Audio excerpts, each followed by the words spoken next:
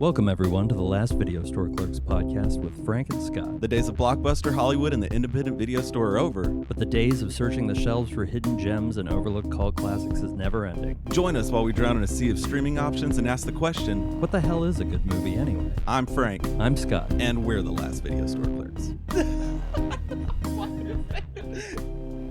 Yeah, no, I'm still waiting for the day when they're like, yeah, gluten allergies not real. Well, the doctor that did all that gluten research, he retracted that after a while. Did he? Yeah, he was like, oh, it's not that. It's well, this. I He was saw like, people that are like, there's celiac people out there, but they can't even be in the room with a loaf of bread, you know? Yeah, and I understand that, but the whole gluten allergy. Oh, yeah. I'm on the fence about it, and I don't mean to sound like I'm, completely uneducated on the topic, but everything that I've looked into, it's like, well, that seems kind of sketch. I fully don't believe in it. It's like, do you remember when the water was bad here? They had the flood north of Austin, and they were like, the water has some sort of like amoeba, or like it might have something in it. Was it like an extended water boil notice? Yeah, it was like a month long, like water boil notice. That sounds familiar. And coming into work, there were guys who worked at the water treatment plant, and they were like, the water's not bad yet. Like they were like, it's still not bad. And then when they lifted the boil notice, they were like, it never got bad. So there wasn't anything wrong with our water. It wasn't actually bad the entire time. But people would come in and they get so defensive about it.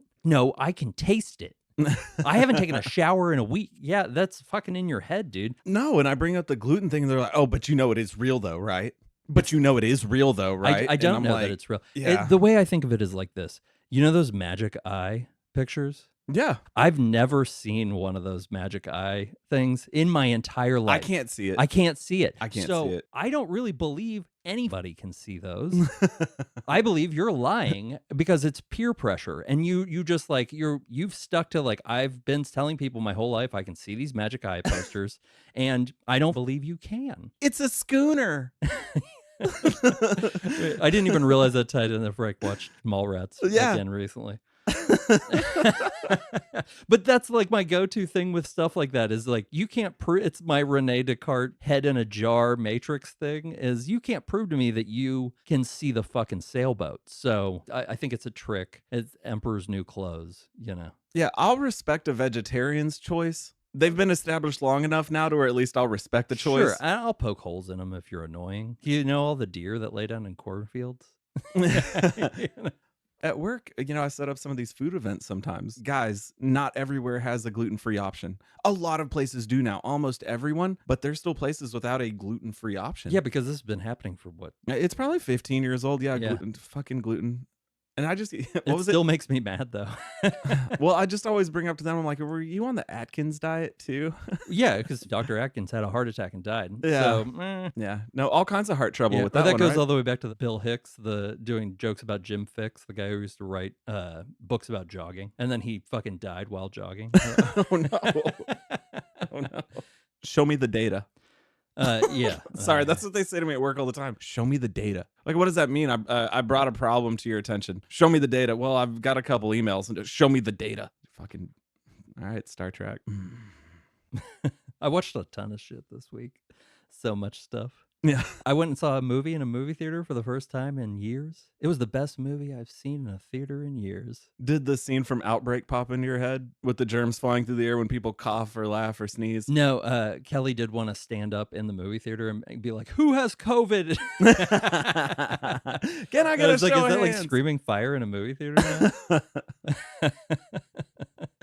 My weirdness about it went away relatively quickly, and I got lost in seeing a movie for the first time. I forgot how much I liked it. I go a certain amount of time without going and seeing a movie in a movie theater, and I think I don't need it anymore. Like, we could do without this. Mm-hmm. Just release everything on HBO. But yeah, there is something about seeing a movie in a movie theater that's special. Yeah. But I saw Everything Everywhere All at Once, which was amazing. It had a short round from Indiana Jones and the Temple of Doom. Oh, really? Yeah. He's been like a martial arts choreographer ever since, but he's never in anything anymore. Well, because was he the same kid that was in the Goonies? Yeah, he's, was it Radio?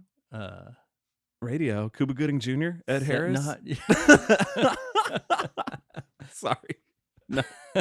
I want to say a bunch of Tropic Thunder lines now, and I can't. We're not at a time where I'm supposed to do that anymore. Yeah, don't get into the 90s. I want to say the R word a lot. It's just impulse. But he was great, and Michelle Yeoh was fucking great. It was a really, really It was like John dies at the end with martial arts. That's very You're cool. gonna love it. Jamie Lee Curtis.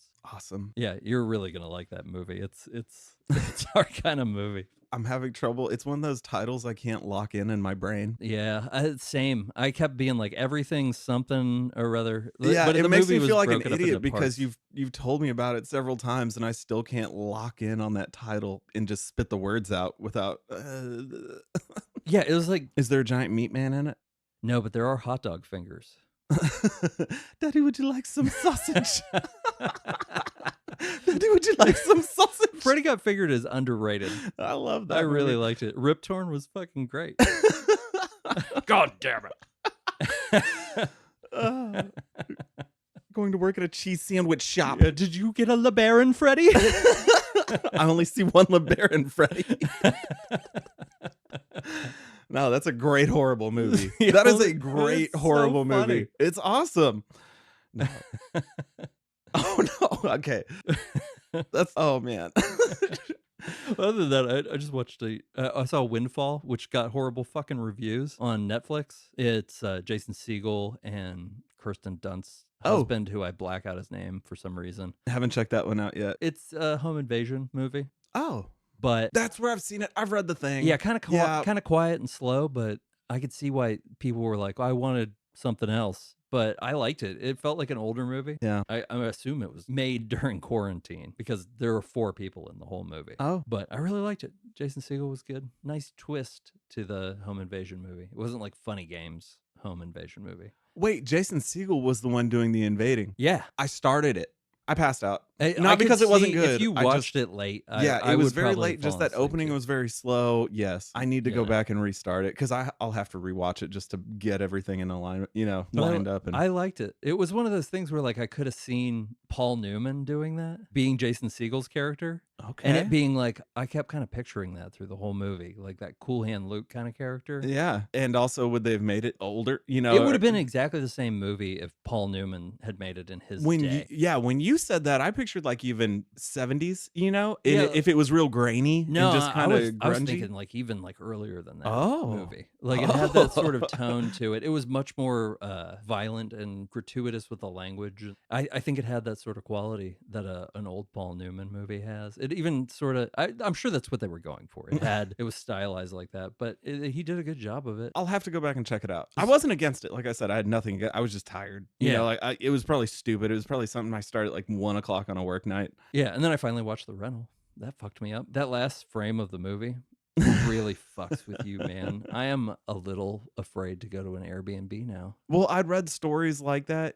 Things going on at Airbnbs, like owners hiding cameras, sketchy shit happening just in general. He capitalized on that fear in the best way. Yeah. And it hadn't been done before. It's the same kind of movie you've seen before, but it had different enough. Good cast. Like Lip Lip from Shameless. Yeah, Lip was good. I have he trouble was letting just go, Lip. but I looked past it. I made it past it. I feel like I've watched that thinking of movie 2 or him- 3 times now. Oh, no shit. Yeah. Wow. Because I wanted to go back and see, did I miss anything else leading up to them discovering what's going on? Yeah, well, part of the reason I wanted to watch it was I was like, I kind of put this one off. I kind of thought I knew what it was, but Frank has watched it twice because I knew you'd watched it at least 2 Yeah, times. it's been at least 2 or 3 times. And it's just one of those I could put on and vibe with. If I was just looking to chill, watch a little bit of it, go to sleep, and then I'd end up finishing it whenever. No hurry. I mean, it's because I'd already seen it. It was good. fantastic. I hadn't seen a movie like that in a while. Yeah, way to go, little Franco. Yeah, the last time I was that sort of excited about a horror movie was, and we may do it on here one day. I'd like to rewatch *Malignant* because that caught me way off guard, and a horror movie hasn't really done that in a long time. Where I was like, "This is not something I've seen I before." didn't expect what *Malignant* was. It was crazy. It was like a superhero And then movie. I think I texted you. I was like, at one point, man, it gets batshit crazy.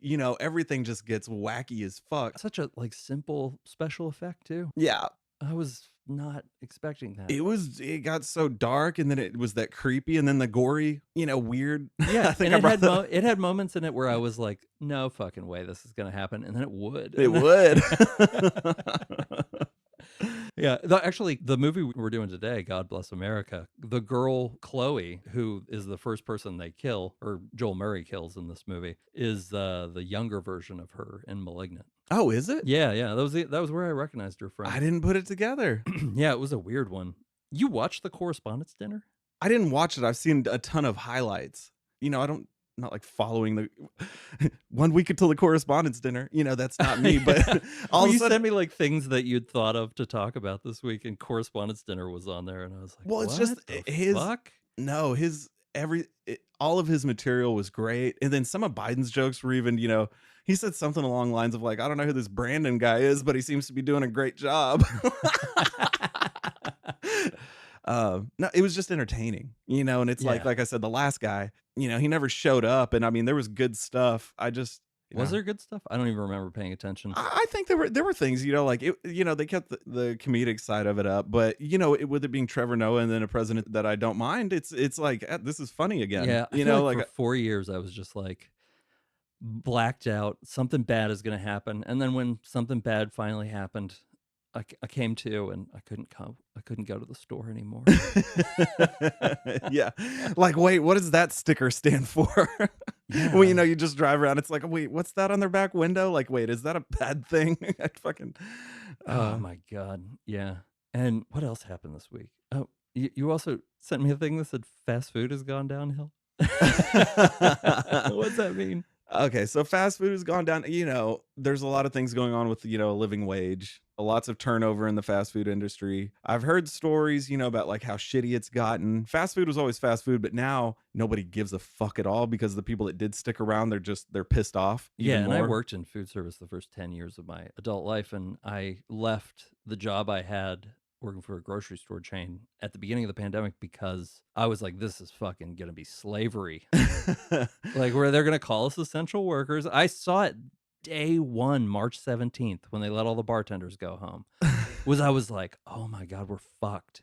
They're gonna pretend like, "Oh, we need you," and I was like, "Well, then fucking pay me more." Yeah, no, well, and I've been work from home and I'm just now going back into the office. I've gained a little bit of weight. Yeah, I'm a little out of shape, but I really didn't eat that much fast food during that time. I've had like I've stopped none. by some places. I'm not going to name any, but yeah, I've just gone to a couple places the last few weeks.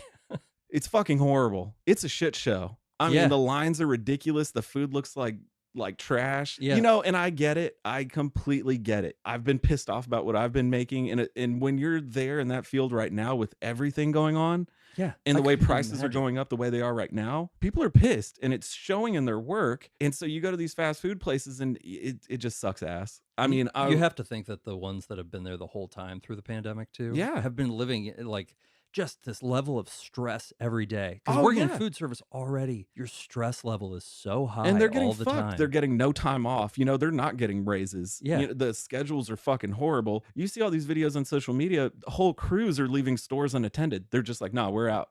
good for them. Yeah, I don't blame them whatsoever. And it's like, God, my food just looks like shit. Like this is the completely wrong order. Like I'm mad, but I'm not mad at them. Yeah, But it's you're mad just at the concept. yeah, and it's just such a bad experience because you shouldn't be eating that much fast food anyway. Yeah. I'm I'm a little thick around the Was midsection. that even like a It's normal the times we've gone to like a normal sit down restaurant, we've like been there with somebody who was like getting irritated that their drink was empty and it yeah. hadn't been filled up again, No, and and you I get can't take so that. defensive about it. Yeah, you can't. And don't be a dick about it. Like I'm not gonna go in there and bitch at the crew that's on staff. It's not their fault. I'm just saying it. They're pissed. The level of quality's dropped even more for fast food chains from what I've seen. I've had in my hands. Yeah, and I know what I said during the SLC Punk episode about how Tyler Durden was a bad guy in Fight Club, but that's where I start to swing back the other way, and I'm like, fucking, I've been making your food. I worked in food service for over 15 years. People talked down to me. They were like, I learned to let it not make me angry and not take it home. Even in an office job, like Karen at the office is such an asshole, and she like really got to me today. And then you go home and you tell your wife about it, and then you stress your wife out when you're doing it. You relive the experience, and Karen isn't thinking about you. No, Don't let Karen win. I've let Karen win. Me too.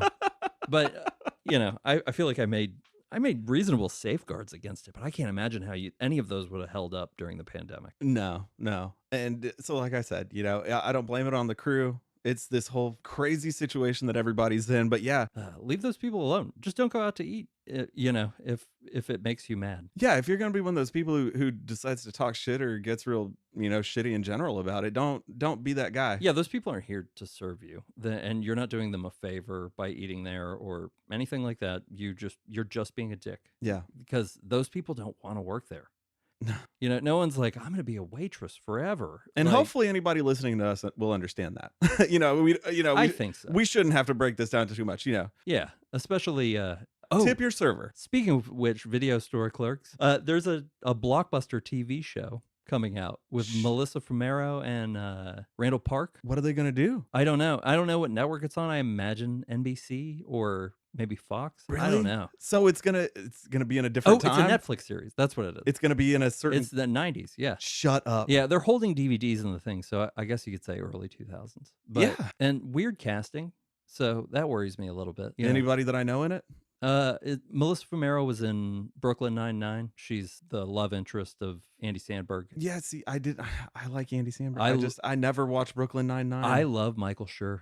I fucking love Michael Schur. Office, Michael Schur created Good Place, Brooklyn Nine-Nine. Oh, okay. Yeah, you like Michael Schur. I like Michael Schur. I just don't know. Did you watch The Good Place? I did. Olympia watched The Good Place. So yeah, I watched it from a distance. Favorite sitcom ever, I think.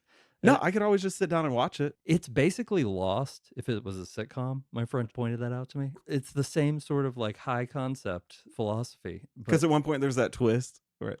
Sort of. Yeah, you know what I'm talking about. Yeah, sort of, but it's like the twist is there always. It was, but when they start to acknowledge it, yeah, it's a great show. Spoiler alert: if you haven't watched The Good Place, what the fuck is wrong with you? It's been years. Do it before it gets snatched back by Peacock or something like that and put behind a paywall that you aren't already paying. Hey, I did notice the big red clock is not ticking. Oh, fuck me. That's what she said. But let's get into fucking God Bless America, because I think this is going to be a lot of stuff to talk about. There are not a ton of people in it. It was directed by Bobcat Goldthwait. Frank, give us a summary. Yeah. So basically Frank, no relation, played by Joel Murray. He's a divorced dad with an ungrateful daughter. He's got migraines, suffers insomnia.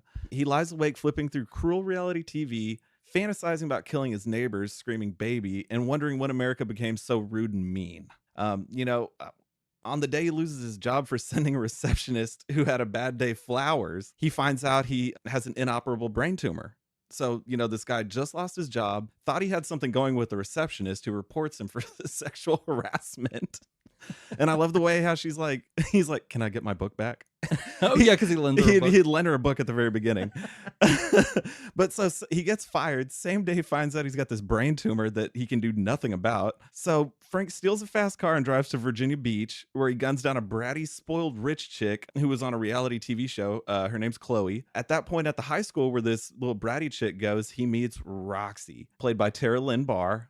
They become fucking sort of amazing. Yeah, they become in a sense, in a weird sense, of Bonnie and Clyde, and they even make that reference. Yeah, they wear the clothes because they go to the thrift store. They go to a thrift store and they pick out Bonnie and Clyde clothing. Yeah, they really do, with the hat and the and fucking old man sweater. I did love the outfits because she goes in there wearing that dress that was just it kind of reminded me of Warren Beatty, Yeah. No, so Roxy, the young girl who's with him, I mean, he met her in a high school parking lot. She went to school with the girl that he just killed in the parking lot for being this reality. She gets stoked. Yeah, she's super hyped. She's like, "Did you just kill Chloe?" And he's like, "Yeah." She's like, "Fucking awesome." Fucking awesome. Well, it's like, she's either psychotic or just an average 16-year-old girl. It really is hard to tell. Well, I heard an interview with Bobcat Goldthwait where he literally said that he read some sort of psychology thing about how being a 16-year-old girl is much like feeling like a spree shooter. And I was like, that's fucking brilliant. That's a great comparison. Yes. I don't know what it's like to be a 16-year-old girl, but it fascinates me. I kind of feel like I know it. I don't know. I feel like I can connect with that. I connected with both of these characters. Well, so they meet each other. It's this real crazy duo. What follows is the sweetest cross-country murder spree in film history, It really is. targeting everyone from Bill O'Reilly type news hosts to Westboro Baptist type protesters to people that answer their phones in movies. The loud talkers, the ones who don't turn off, the ones who respond to texts or phone calls in movie and theaters. I love when those people get theirs. That's why I love the Alamo Drafthouse.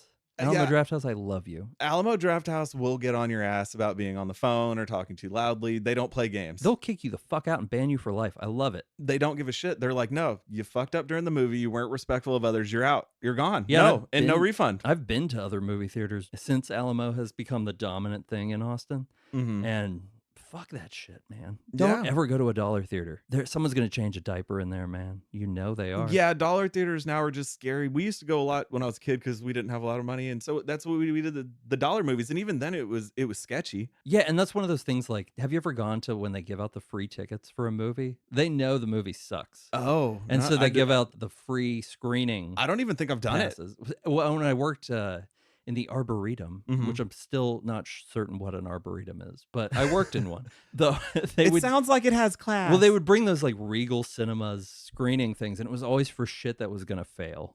They never did critic screenings of this because they know it's not good. The worst people go to a free movie.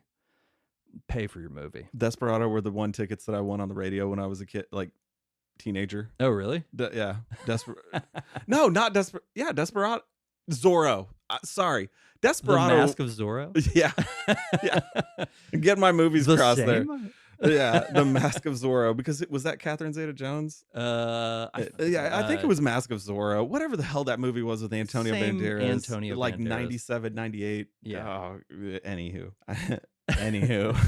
The shit that comes out of my mouth.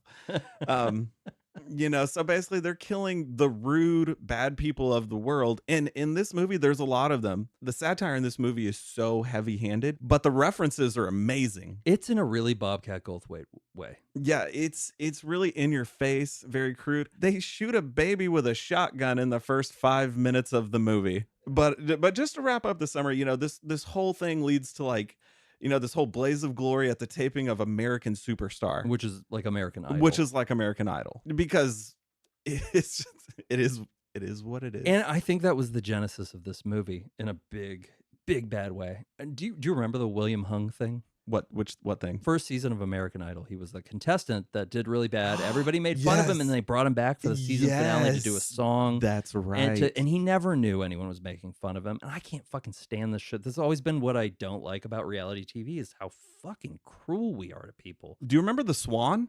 Oh, yeah. They would give those women plastic surgery, like cosmetic dental surgery, all these surgeries in a course of a couple days, couple weeks to transform them into a more beautiful human being. Yeah, and this movie came out in 2011. Sick. So like so much has happened. A lot of what we're going to talk about during this episode is going to ring very true to you now, and it's because we're in it. We're in what he was kind of warning you about at the beginning of it. And it's the same shit that, Ray Bradbury was trying to tell you about when he wrote Fahrenheit 451. He was like worried about the dangers of TV. Everybody else saw his thing as censorship. He got real mad about it, yada, yada, yada. I hate to bring it up, but Idiocracy. Yeah. Sure. I'm sorry. That one gets thrown in a lot in these discussions, but it's that same thing. I know. It's not even that good. This really foretold what was coming because it had the Bill O'Reilly archetype, and that was happening it's mid-Obama presidency. Yeah, there was if anybody's ever seen it, there was a show on Oxygen, I think it was called Bad Girls Club. Oh, they would just put the most ratchet chicks in the world in this house.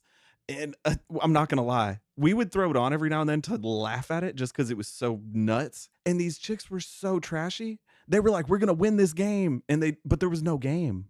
But this is trash TV at its finest. Oh, and we're talking way past Jerry Springer. This is today's trash TV. Yeah, I forgot about Jerry Springer. Yeah, this is the new trash TV. This is just pointless nonsense. But sometimes you just can't turn away from the massacre. Like it's in like front a car of you. accident. I don't think this movie exempts anyone from anything. No. I don't think it's like preachy in a way where he is like, I'm also guilty of these things. We're all guilty of these things. Well, yeah, there's the scene where they confront the guy who's like a Bill O'Reilly type, and he straight tells him, "I don't even disagree with everything you say." Which, and you know, you could kind of see that in the character because at one point they reference he was ex-military. Did you see that Uh-huh. when he got the gun out of his case? Yeah, as heavy-handed as it was very subtle with some of the Yeah, character there were little things. development, You know, and it he was he pulls that similar to an infantry patch out of the box or yeah. airborne patch or whatever. It's just like, And my wife used to work for William Murray Apparel, and so I've been fortunate enough to go out drinking with Joel. And we went like bar hop, and he stuck with me and Kelly all night. He was really cool. This was the first movie I told him. When you walk up to a celebrity, you always like say something that you really like. And I held it back for a little while. But we were walking from one bar to another, and I was like, I loved God Bless America. And he got this like weird little smile about it. And I really I was like, oh man, he did too. You know? I'm sure that was a lot They of fun to love make. Bobcat Goldthwait, like Yeah. all those guys, because he directed Jimmy Kimmel for years. He's directed most of the stand-up specials you've seen, episodes of the Chappelle Show. He's a very straightforward director. There's not a lot of like filmmaking in this movie. It runs like a straight comedy, but I don't think that there are any jokes in this entire movie. Like not any real jokes. What's funny about it is the violence. Yeah. You know. Oh, except for Goodnight, Juno. Oh yeah, and I watched an interview with him about that. That was what he got in trouble for. Was with the this Juno? movie. Oh, Yeah, the Diablo Cody. Diablo Cody, and so everyone was fucking mad about that Yeah. because that was at that time. Like, yeah, God.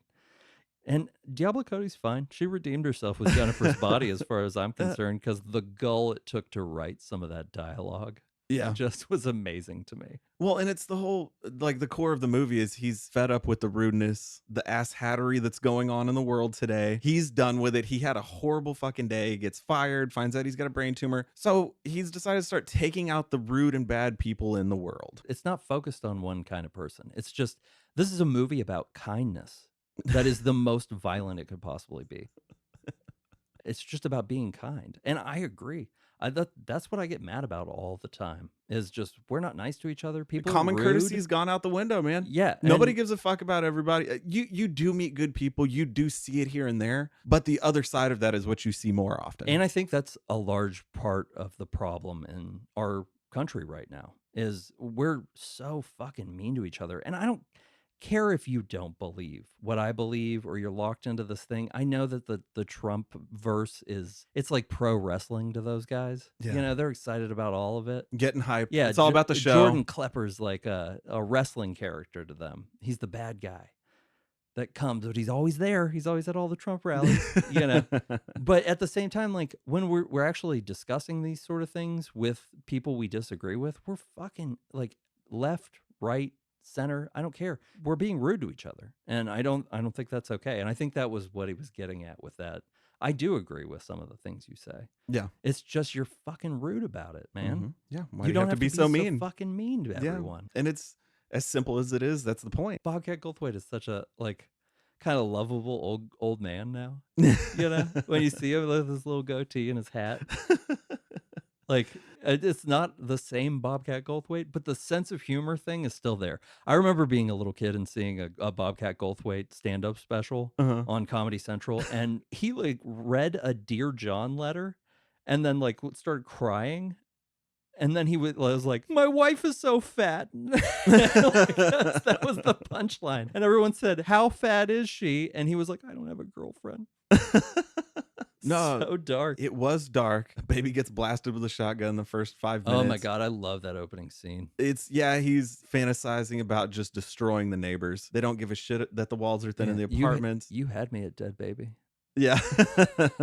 Yeah, I'd started this before and just didn't get a chance to finish it. So I didn't remember that whatsoever. And I know damn well I made it past that point. I didn't remember it. I'm like, how do you not remember? Yeah, You know, that one really stuck in my head. But then there's the movie theater massacre. Yeah. Oh, you and they know, let the one girl go. yeah, he let the one girl go because she was not rude and tried to get the friends to stop. Yeah, and they even made a Charles Whitman reference. The UT you know, Tower? with the because he had a brain tumor, Mhm. and he wrote that note about please figure out what was wrong with me so it doesn't happen to somebody else. I thought that like loaded Joel Murray's character. I feel weird about calling him Frank because you've been the only Frank I've ever had. I'm the only Frank a lot of people have ever had. Everything was spot on. The satire is, I just want to say heavy handed one more time. I won't say it again, but I just don't know how else to explain. It's It's in your face. He wants you to really feel that this is shit. Everything right now is shit. Yeah, We're and all watching a bunch of nonsense. We're losing our morals. And, if you don't give a fuck about your morals, fuck it. But when you're out in public, don't piss on somebody else's foot, kind yeah, of a thing. for sure. Just go down the hill, buddy. Piss off the sidewalk. Lynne Barr, I wanted to know where he found her. She was perfect for that Oh part. my god, she was a Disney Channel kid. She was a Disney Channel Yeah, kid? she was on. I looked it up. She was on Sweet Life of Zach and Cody. Oh, that's Drake fucking and awesome. Josh. Just a few episodes here and there, But still, Disney Channel kid. yeah. Well, I feel like all those kids are like old Hollywood. You know how old Hollywood, like MGM had their actors, and like Paramount had their actors. Are there not Disney Channel kids anymore? I'm sure, Sure there there are. are. Who knows? It's off my radar. Yeah. It'll be back on your radar any day now. Yeah. I'll be caught up here in a couple years. Mad props for like still being a teenager, Disney Channel start and going just headlong into this, because this is next. It was like Disney Channel, Disney Channel, Disney Channel. God bless America. She's in Casual. She's been in a couple other things here and there, small bit parts and stuff. Making like her that. way up the ranks. But man, yeah. And she's fucking adorable in this movie. So like Yeah. cheerful and smiley. And But like you mentioned, she's got that psychotic touch. and That she has a twinkle. the touch of crazy. Yeah. Just enough of the sprinkle on there. I was so fucking into the pairing of this, because Joel also, like I said, super nice guy in person, really got along with him, didn't feel like a celebrity, especially, his brother is. His brother's terrifying. If it was played by anyone else, I don't know if it would have had the empathy the way it did, because you felt like he was What would you the everyman? sort of the everyman, but not in a Tom Sizemore kind of way. In the more old-fashioned sense almost. Because he had the morals. The thing I kept thinking through this whole movie was, and it's still happening today, we're nostalgic for a time that never happened. Every generation is nostalgic for a time that never fucking existed, man. You remember things being better at a certain point, but how much better were they really? You change things the more you think about them, but you had an ideal of what you wanted this time to be. And then you create that. I talk about that all the time, because that's what storytelling is. The story we tell ourselves is the biggest one. Oh yeah, no, my thin candy shell is thick. Let's put it that way. No, At this point, I'm a fucking Skittle. that was a very good point, because there's things in my life I have this recollection, and then you kind of revisit it and see what it really is, and you're like, oh, it's not quite exactly what I remembered this whole time. Yeah, I thought it was interesting too. The movie they go see is a documentary about the Vietnam My Lai, or I don't know how to pronounce the Vietnamese word, but The assholes talking in theater. Did this really happen? yeah, but that was like, I remember reading about that. It was a bunch of Americans fucking raped a village basically, and then murdered everyone there, killed children. Like that was a big like Nixon era thing. What I kept thinking about during that part was my idea of the 60s is split into two pieces. I think of like Vietnam protest 60s and Summer of Love 60s as two different times, but they're happening on top of each other. I think there was a duality to the characters were just as guilty, and I think that fell apart later in the movie. The part of the movie where they find out that their goal is all fucked up is all good news. He finds out he doesn't have a brain tumor. She doesn't come from some fucked up home, and that's what shatters brings on the dark part of the movie, where they kind of go their separate ways before the big ending. Yeah, and that was pretty damn close to the end, is when you hit that sort of Yeah, and I don't even wall. think, I kind of don't like it when there's too much like preachy diatribe in a movie, but these ones, they worked really well. I think the big part of this movie was just the references. Oh, and there were a lot of weird little references too. I saw on the news ticker there was like Libyan terrorists try to steal plutonium, and I was like, is that a Back to the Future reference? Holy fuck. At one point, I think he's talking to Roxy, or he's talking to somebody. He's like, at one point, the 2 Girls 1 Cup chicks are going to have a dating show on VH1. And I was like, that is fucking awesome. No, I'm surprised that's not a thing yet. Like, where are they now? 2 Girls 1 Cup. Yeah, when he buys the AK-47, is the line from Pulp Fiction. Yeah. You mow down every motherfucker in the room. Yep. And that whole America presence is in the whole movie. I wanted to mention how many times you see the American flag. Oh, a lot. Yeah. And we were at that point, perfect intersection between now and 9/11. Yeah. This is the beginning of what we're now dealing with. Mm-hmm. And I think that the bottom line of that is we're not fucking nice to each other. Even with the stuff with the masks, whether you believe you should still be wearing a mask, or it's just a political statement, or whether you know that it's not doing anything or anything like that, mind your own fucking business. That's what being polite is. Everyone who could have been innocent in this movie and got away, they just didn't mind their own fucking business. Yeah, that's all. Mind your business. And even in life, it's not. I feel like there's nobody there telling you to stay in your lane. Just let's not swerve at people. Yeah, and it could be argued that more people are telling you to stay in your lane than ever before. It's that oversaturation of that is, it's not good. Yeah, you know? because this movie's now over 10 years old. And now we're being mean to people online. We think they're not people. There's people on the other end. Yeah, people are not making Of more your money, but the derision. cost of living has continued to just blow through the sky, you know?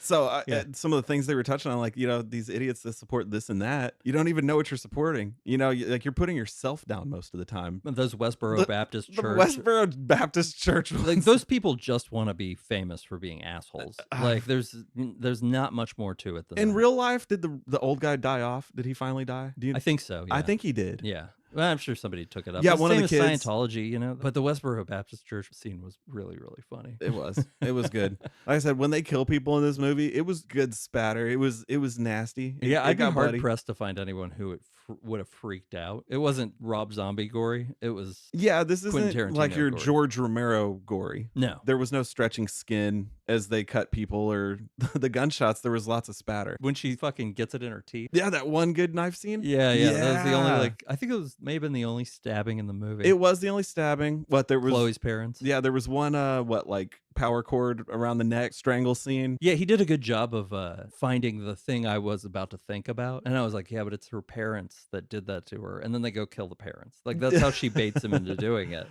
They both just needed a reason, and they kind of push each other along. When the reasons fall apart, they still go for it. I loved that ending. The ending is just, it's so good. It's so good. I don't want to say it. With this one, I hope I'm putting little things up about what episode we're doing next. I hope you watched this one. And if you didn't, go watch it. It's great. The other people in the movie, it's a lot of, you don't know the They're names. a lot of them are in Bobcat Goldthwait movies, like World's Greatest Dad, one of Robin Williams' finest performances, if you ask me. Good Will Hunting's whatever.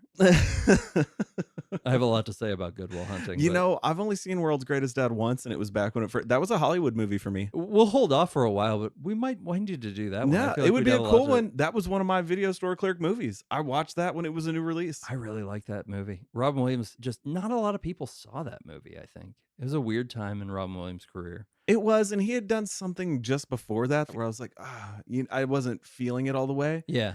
And then I didn't know what the hell this movie was about, but they were best friends, Bobcat Goldthwait and Robin Williams. I tried to find interviews about this movie, and he doesn't really talk about it a whole lot. I found a lot of interviews about him talking about his friendship with Robin Williams after he died, and man, it makes me really. Can you imagine how hard they partied together? Those must have been some wild nights, back man. in the 80s. Yeah, I bet there was some 3-4 day sessions in there.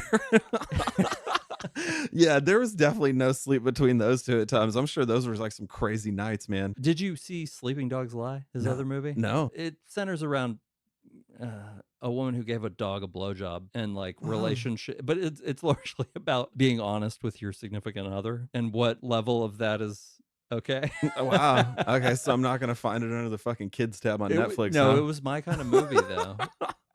Bobcat Goldthwait is my kind of person. I read some of the reviews on this. Oh, really? I didn't read any of it. Yeah, I didn't care for him. I felt what I felt. I feel like there was a lot of negativity there because there was a lot of it wasn't a quality film. Like I kept seeing things about quality or the satire was just too much. And like I've said, it was intense. It was just very blunt. But I'd say that's what I like about Bobcat Goldthwait movies is he's not making them for you. He's making them for him, and that's why they're good and honest. And all the other people in it, Toby Huss was like one of the guys they killed in the movie theater because he's taking a video that's of his him. name. Yes. Yeah, also in the rental. Yeah, Toby Huss. I love Toby Huss. Strongest man in the world. Did you not know that he was Arnie? Oh, Pete and Pete. Yeah.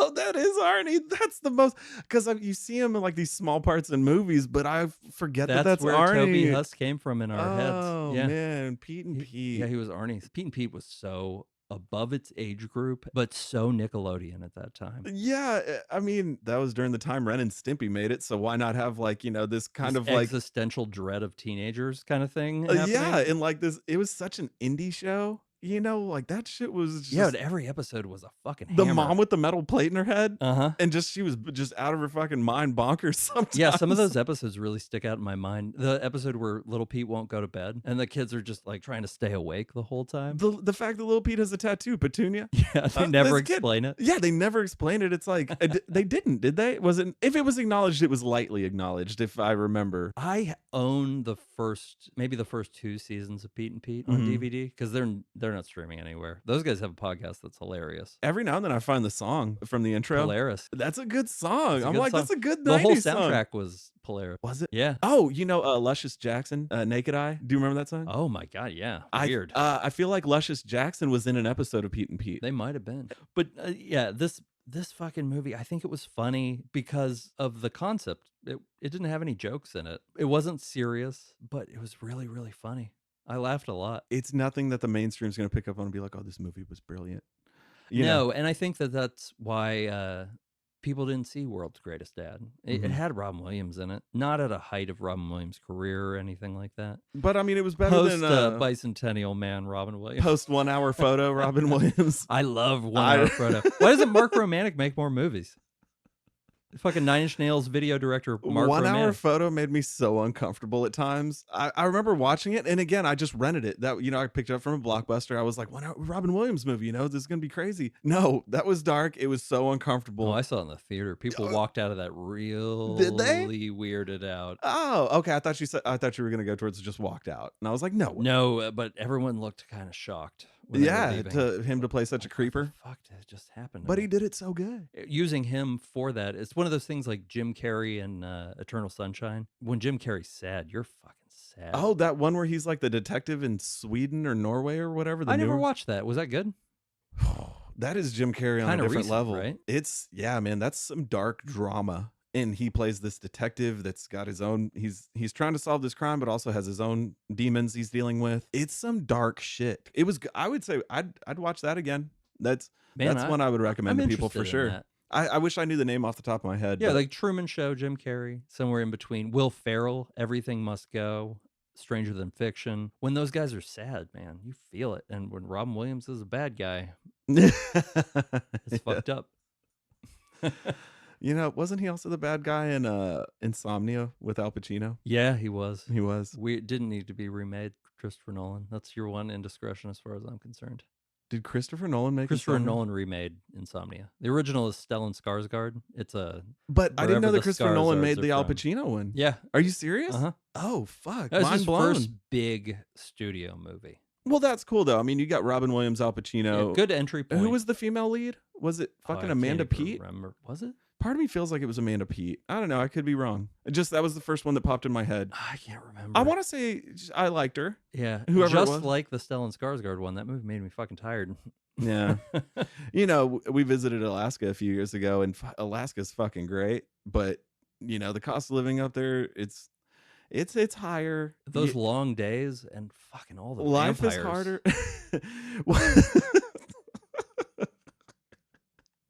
Well, no, that's what reminded me with the long days. That's a huge thing, man. You really got to commit to just it being bright outside for Yeah. so many months out of the year. Yeah, and possibly dark. We did this weird thing where we toured some glaciers. Uh-huh. I almost called them icebergs. I remember you telling me you were going to do that. Didn't you eat like way too much of a gummy when you did that? Because it's legal in That was Alaska? on my way home. We were all ballsy, like, oh, we're going to take these on the plane. And then the morning we left, I was like, I can't do it. So I just ate them all. And then had to take a lift to the airport and then fly on a plane back.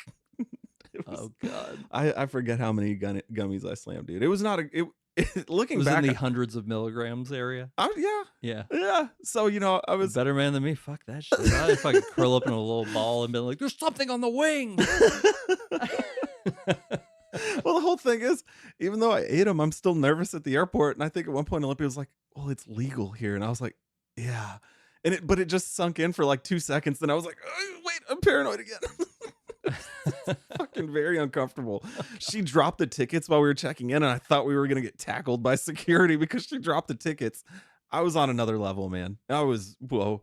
But no, Alaska, beautiful place. But yeah, that whole daylight thing, that would fuck with me, man. All day, literally all day. What they do have is Small towns like Northern Exposure. Oh, Northern Exposure. I would Now love to rewatch that. As I watched that I loved as a Northern kid, Exposure. I probably didn't understand half of what was actually going on. I have season 1, maybe season 1 and 2 of Northern Exposure if you want to borrow it. Oh, that's cool. I remember there was an article in the Austin Chronicle years ago, years ago, when that moose passed away. They did an article on the moose, the one Oh, from no the shit. opening credits. Yeah, That's awesome. it was cool. Somebody thought to write about the moose that was in the opening credits. I just And remember they like what's his name? The guy who played Joel. in Yeah, the it, main guy. He quit and they replaced him with a different actor, but tried to keep the character the No, same. they didn't. Yeah, they did that, and they were like, "You look different." Like they made jokes about Was it. that one of those series where they fucked up the ending? Yeah, that was how they fucked the ending up. Was he Ah, wanted more money? fuck. He like quit and left, and they were like, "Fuck you," and replaced him, and the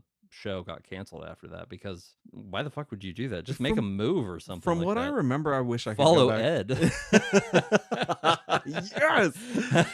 Was that the radio guy? No, it was the Native American guy who just Yes. he wanted Yes. to be a Okay. filmmaker. Yes. Yeah. No, he is also legit. At first, I thought you were talking about the DJ guy, who's Oh, yeah, the guy is in Sex and the City. And Yeah, he ended up United saying- States of Terror. I didn't realize United States of Terror was created by Diablo Cody. Yes, I was gonna when we were talking. I meant to mention that earlier because I feel like I watched that before it was. I feel that's more of a cult following, right? United States didn't it pick up more after the fact? Maybe. Yeah, I think it was more popular on streaming platforms.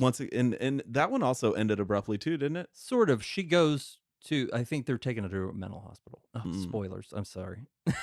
Oh, fuck it. I feel like that's part of what we're gonna do. This is a spoil. 15-year-old show, you guys. Yeah, if you haven't watched it, United States, it's good. Toni Collette's good. That's where that was the first time I ever saw Captain Marvel. Is that who she is? Oh, Brie. Yeah. The Brie. least interesting Marvel character. Oh my goodness, why can't I remember Brie? Fuck, how do I not? Brie remember? Larson. Yeah. Brie Larson. Yeah. She's good. The Room fucked me up. I didn't see The Room. It's the one where she's like kidnapped and has a son in captivity and he like grows up in the room. It's fucked up. No. Whoa. Yeah, not in a fun way. True story kind of way. Oh shit. Yeah, no, I got fucked. I think she may have been nominated for an Oscar for that because that's what we give Oscars to. No, Ellen Page was in a movie when I was at the video store. I think it was called American Crime. Oh, I remember that. Yeah. That was a fucked up movie. Did you see the one with Patrick Wilson where he like lures her to his house? And Hard she cuts Candy. his dick off? Yeah. Hard Candy, man. Yeah. Spoilers, she cuts his fucking Hard dick Candy. off. Hard Candy was on my staff pick shelf at Hollywood Video. I think I had that on my staff pick shelf. too, Nice. which is going to put some people off to listening to us now. They're like, oh. No, I mean, that movie was. It was good. They went there. Yeah, they really They went did. there like, hey, you want to fuck around like that? Like, I'm going to trap your ass. Chris Hansen. Hi, I'm Chris Hansen. Why do you have a six pack of Smirnoff and condoms? I just came to watch movies. When I was in college, one of the what short the story fuck? ideas I had brainstormed that will always stick in my head was I was like, what if it's like To Catch a Predator, but he gets there and then they fucking rape him? Oh shit! Like just pin him down. Yeah. Oh Jesus Christ! Yeah, nah, man. And I was like, I think that's too dark for me. But I'd watch that movie. In current events, somebody tried to tackle Dave Chappelle Oh yeah. on stage. I knew something like that was gonna not to Dave Chappelle necessarily, but I knew somebody. Will Smith was very famous, but he broke the stage line, which comedians probably feel extremely safe up there on stage. That's their stage. He assumed the role of the violent heckler. Yeah, that's fucked up, man. That is what's fucked up about that. Well, so I mean, crazy story. Dave Chappelle, this dude runs up on stage, tries to tackle. So many of the articles are like Dave we Chappelle all tackled know on now. stage. Yeah, but my whole thing is like, people, let's be specific. I'm almost certain you watch. He doesn't get tackled. The guy No, attempts the to tackle him. clickbait lines, and that's what this fucking movie Movie's is about. It is- ties into this shit. And I noticed when I sent you my notes, I was like, did you notice how I said attempted tackle? Yeah, because through the whole movie, there's like anytime they kill someone, when it pops up on the news, It's their own agenda. The yeah, media. it's their straw man, and they put it up. They're and like, burn it. when the Bill O'Reilly type guy gets killed, they're like, it may have been a sleeper cell, Yeah, and liberals, a terrorist cell. Obama Yeah. sleeper agents. And it's like that shit happens every day with this Chappelle thing. It's like, yeah, Dave Chappelle tackled on stage. Like, no, this guy attempted to form tackle him. The fact that he made it up there and almost tackled the man Like at that point, you feel like you fucked up, like it's like the shoe with old W, the shoe thrower. He got off the second shoe, and that's the president. And you're in a small room. He got off the second shoe? I didn't know I'm that. pretty sure the second shoe got off, but it's just like that's the Secret Service in the room, and you got off the second shoe. I'm sure there wasn't a second shoeman. We'll have to go back and review the tape. But for Chappelle's guys to miss it, I'm sure they were like, damn, we missed him. So when they're beating his ass backstage, they're taking out that extra frustration. But yeah, just to point out something that's in the media right now.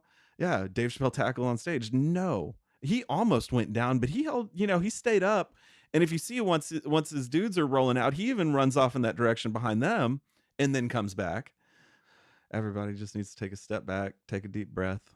The things he was, raging against in this movie, they have gotten completely fucking out I of told my hand. wife the premise, and she was like, that's not you in the movie, okay? Oh, because his name is Frank? Well, and I just told her, I was like, yeah, he basically loses his job, shit goes down, and then he, why not fucking take out all the rude people? And she just looked at me, she's like, that's not you. Like, you know that, right? And I'm like, I know. Yeah, but that's, I told my dad that in a conversation, I was like, I don't understand why you're so concerned about what other people do.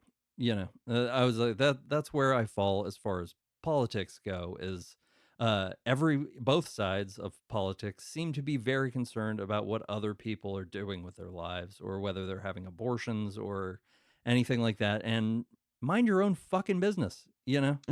I thought that's what you wanted, was everyone to mind their own business, stop telling you what to do. So fucking stop. Well, they're telling me what to do. That's not always the answer. We could be nicer to each other. Kind. Yeah, no, the way shit, ever since Asshat was in office and everybody's so fucked Well, up. that's the thing with the Will Smith breaking the seal and going up on stage, is Donald Trump did that to everyone. Everyone now thinks that their opinion fucking matters. And it doesn't matter. Keep it to yourself. Live your life. Because does that affect you day to day? I used to make a joke that my dad, I think, made the joke originally, but I repeated it a lot of times. If everyone had to do what my grandfather said to get into heaven, he's probably going to be the only one there. Well, yeah, no, and I feel like what we suffer from as a society is that we all get on a train, we all pay to be there, and then at the last second, someone jumps on the train and rides for free. How should you feel about that? It's just a thought experiment. But I think that, like the whole Ray Bradbury thing, where he TV is the problem, and you're like, well, censorship was the problem. Like, oh, Twitter is the problem, Facebook is the problem. We're the problem because we're not fucking nice to each other. We're not good people, and we're mad at that free rider.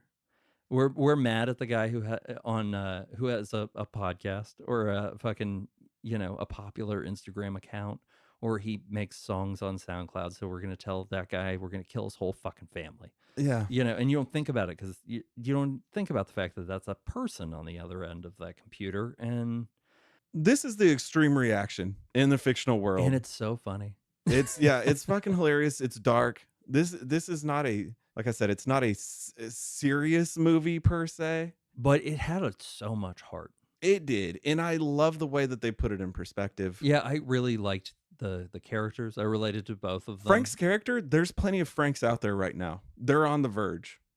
Is one of them named Frank? Yeah, I'm not implicating myself by any means, but I'm sure that there are other Franks out there that are just right there at the fucking tipping point. And yeah, me, yeah, fuck yeah. I'm not at like that tipping point where shit's gonna get crazy and I'm gonna go on some spree. Like, no, Yeah, I'm but not if gonna you do cut that. me off and we both make a right and you think I'm following you, I want you to believe that. Well, like I've told you, like, I'm venturing more out in the world now. Yeah. And if I see something that's just fucking wrong, yeah, I say something out loud. And I know that, I'm a little more confrontational, or I'm willing to be confrontational about things. I am too. My wife is not. Yeah, and that's the thing is, now when I'm out in public, like if I see you being an asshole to someone, or if I just see you, like if I see you throw trash on the ground, like I'm gonna tell you, like, hey, what are you doing? Yeah, pick that shit up. Like we all have to be here. How many times have you been cut off by some guy in a sports car and then fucking? When I left your house one day from here to my house, fucking piece of shit, like swings out in front of two of us, zigzags like 10-20 over, like swerving back and forth. We get to the light, he's like one car in front of us. I told you I had words with him, and I was just like, how fast does the car go? Oh, are you a race car driver? Oh, let's see how fast it goes. It's like we're all in this together, man. Just be nice. Yeah, and I think the overall like message of The Good Place and this are all the same thing. We're all going to the same place. We're all going to end up at the same fucking stoplights. Yeah. Why the fuck do you have to be a Hey, dick? you want to take your fast car and go fast? Go to the toll road, man. We're in Texas. Sorry. Jesus, Frank, you look like fuck pie. What were we even That talking was one about? of Tara Lynne Barr's Oh, that's right. lines in the Good movie. one. Jesus, Frank. Yeah.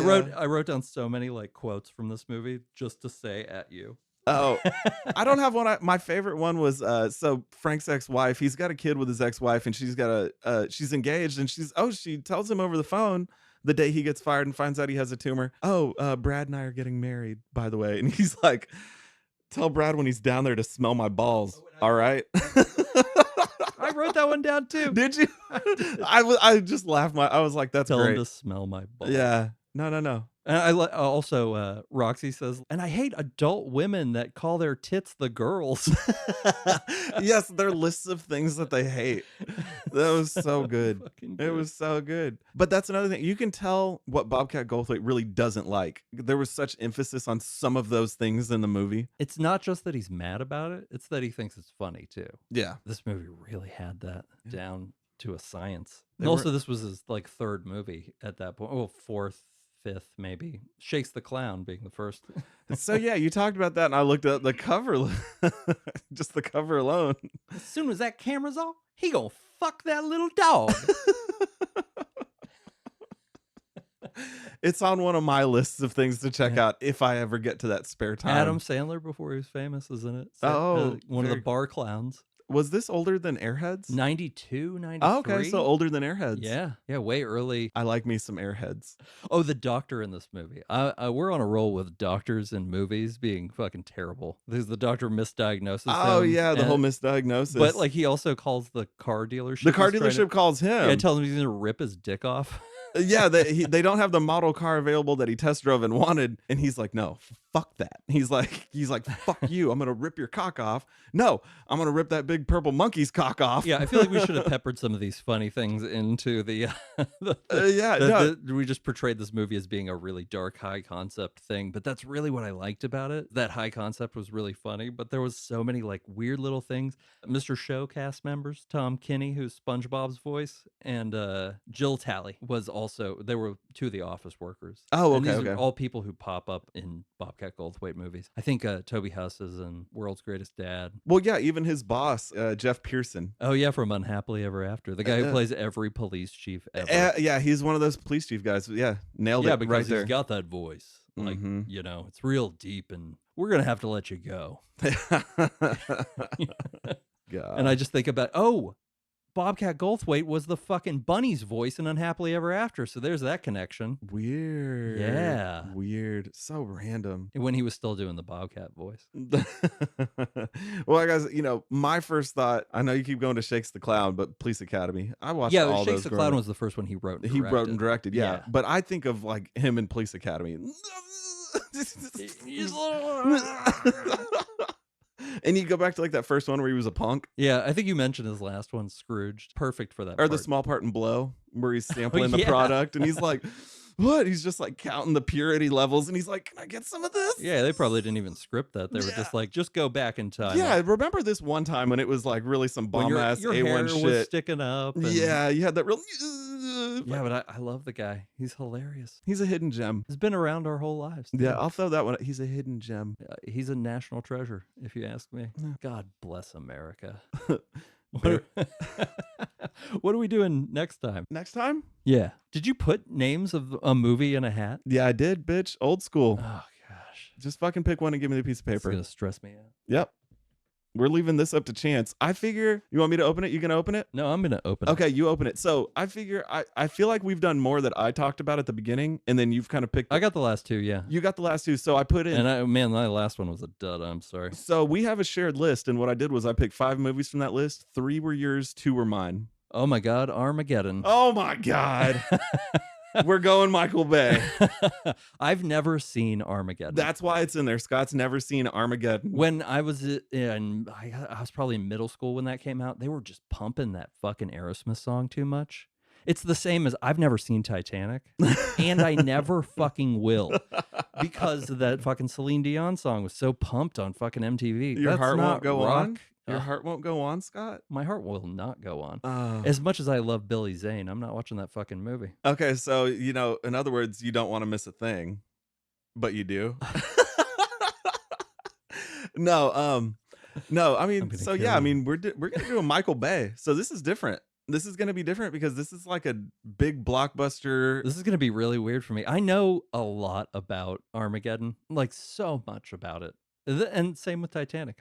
I knew how it was gonna end. I don't know how Armageddon ends. Oh shit! Armageddon has Will Patton in it. Will Patton Fucking connection. awesome. Will Patton connection. Yeah. It's got Steve Buscemi. It's got Bruce Willis, Ben Affleck, Liv Tyler, Billy Bob Thornton. Who else is in there? Oh, the Russian guy who's the Russian guy and everything. Right. And we do run the risk of saying things other people have said about Armageddon on podcasts, I'm sure. I kind of like that we picked this, and I like that I mean, this is different. This is like a blockbuster movie from the late 90s. Yeah. Michael Bay in his heyday. Yeah, it's gonna be weird too, because I think when Armageddon came out, I did not like Ben Affleck at all. Yeah. And a lot of that has to do with fucking Good Will Hunting. Yeah, okay. I think so Good Will I don't Hunting think is I've a heard- good movie. It's a good movie with good performances. I think that the writing of the movie is kind of like patting yourself on the back. Yeah. Like he's a janitor. Can I say basic? But he's a genius. Does basic as basic as basic is? Does that sum it up? Yeah, Yeah, it's a basic ass It's a movie. masturbation fantasy. Okay, In Boston. Armageddon. How do you like them apples?